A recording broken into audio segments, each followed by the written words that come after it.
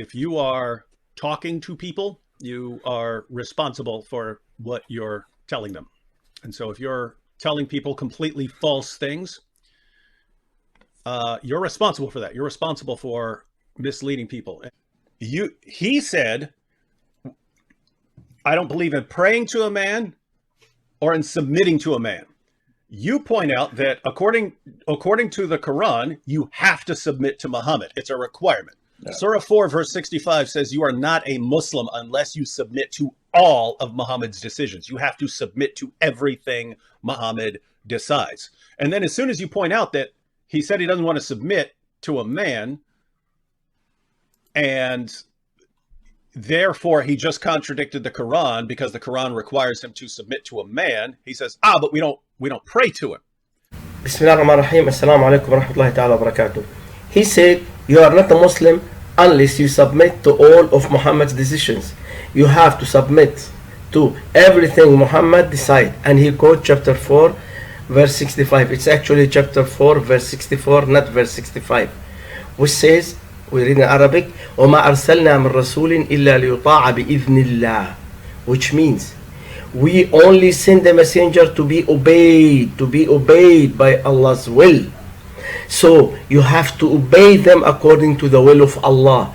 And it says we only send messengers, so it talks about messengers in general, that we have to obey all those messengers of Allah, but not according to the will, but according to the will of Allah who sent them. Like Jesus says in the Bible, I can do nothing by my will, but by the will of the one who has sent me. And you can see here in front of you so many English translation for the meaning of the Holy Quran, and all of them said we send messengers to be obeyed by the will of Allah. Now, why don't we apply the same to the Bible? So if Jesus submit himself to the Father, so therefore Jesus is not God, because he submit himself to the Father and he prayed to the Father according to your logic. We read in 1 Corinthians chapter 15 verse 28, and when all things shall be subdued unto him, that's mean God, then shall the Son also himself be subject unto him, to God, that put all things under him, that God may be all in all. So you see here that all of us subdued unto God, and the Son himself also being subdued unto God as well. So if Jesus submit to God, does that mean Jesus as God submit himself to himself as God, or does it mean that Jesus as a prophet of God submit himself to this God who has sent him? Let's go to the original and read what doesn't say in Greek. This is the verse in front of you in Greek. 1 Corinthians chapter 15 verse 28. The word here used subdued when it comes to God. If you come to the Greek, the word in Greek is hobotsaso, so which means subdued, submit, and they translate it here to submit to God.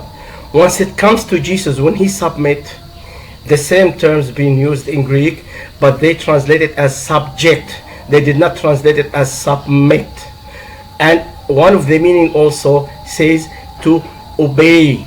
So if Jesus here obey and submit to God, so that's an evidence according to your logic that Jesus is not God, because he submit himself and obedience, and he obey God. So therefore Jesus is not God. Muslims do. They would say they don't pray to Muhammad, but they speak directly to Muhammad during their prayers. There's a part of their prayers where they say, peace be upon you, O Prophet. Notice, not, oh Allah, please send peace on this other person, Muhammad. They speak directly to Muhammad. So a Muslim praying in a mosque, wherever SNEAKO goes, actually speaks directly to Muhammad. Hey, Muhammad, peace be upon you, during his prayers. He said Muslims pray to Prophet Muhammad, and there is part of their prayers when they talk directly to Prophet Muhammad, they send their peace and blessing to Prophet Muhammad. But they don't ask Allah to send their blessing and peace to Prophet Muhammad. See how deceptive he is. We call this part of the prayers as التشهد or الصلاة الإبراهيمية, and you can see it right in front of you in Arabic. You see the one at the top here?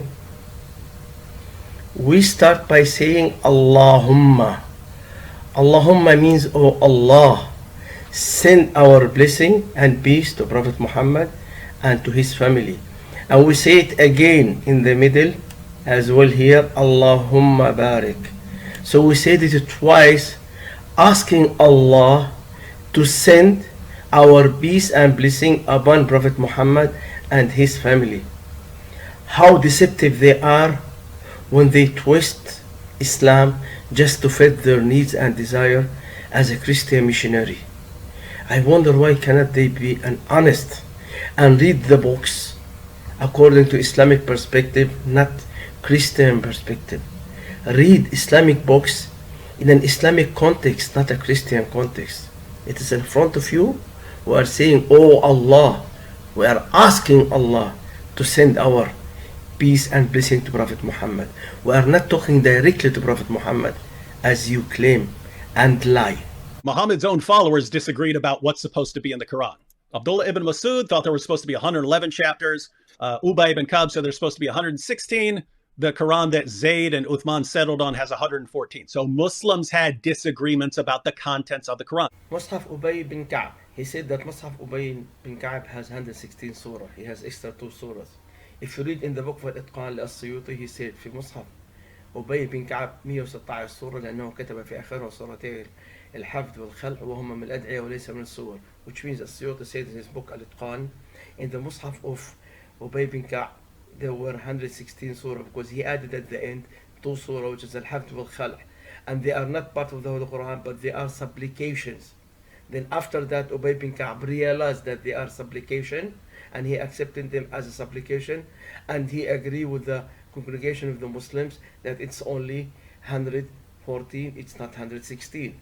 And even we received the Holy Quran being revealed to Prophet Muhammad in 7 different modes, and some of those reciters who recite those 7 different modes narrated the Holy Quran according to Ubay bin Ka'b, and you cannot find in their Mus'haf what you call Surah Al-Khalq wal-Hafd, and those are Nafi' ibn Kathir, Abu Amr. They narrated the Holy Quran according to Ubay bin Ka'b, and they did not add anything as Suratay Al-Hafd wal-Khalq because he realized that they are only supplications and they are not part of the Holy Quran, and he agreed with the congregations of the Muslims on that. Regarding Mus'haf of Abdullah ibn Mas'ud, Abdullah ibn Mas'ud did not add al-Ma'udhatain, قل أعوذ برب الناس قل أعوذ برب الفلق, to his Mus'haf because he thought that they are not part of the Quran but they are supplications that Prophet Muhammad used to read on Hassan and Hussein. So therefore he didn't know at the beginning that they are part of the Holy Quran, and after that he realized that he was mistaken and he accepted it as part of the Holy Quran. And even the Holy Quran being revealed to Prophet Muhammad in 7 different modes, and those 7 reciters, 2 of them actually narrated the Holy Quran according to Abdullah ibn Mas'ud, such as Hamza al-Kufi wa Asim al-Kufi. Actually all narration in regard of Mus'haf Abdullah ibn Mas'ud are very weak narration, and ulama and scholars in general says that those narrations are very weak narrations, so they agree upon it as a weak narrations. And السيوطي in his book الإتقان في علوم القرآن said that Mus'haf ibn Mas'ud has 112 surah because at the beginning he thought that they are only supplication that Prophet Muhammad used to supplicate them and read them to Al-Hassan and Hussein, but at the end he realized that he was mistaken and he accepted them as part of the Holy Quran because he realized that Prophet Muhammad used to pray and recite them during his prayers, so therefore he accepted them as part of the Holy Quran. I hope that this answered his misconceptions. جزاكم الله خير, بارك الله فيكم, وآخر دعوانا الحمد لله رب العالمين, والسلام عليكم ورحمة الله تعالى وبركاته. Peace be with everyone.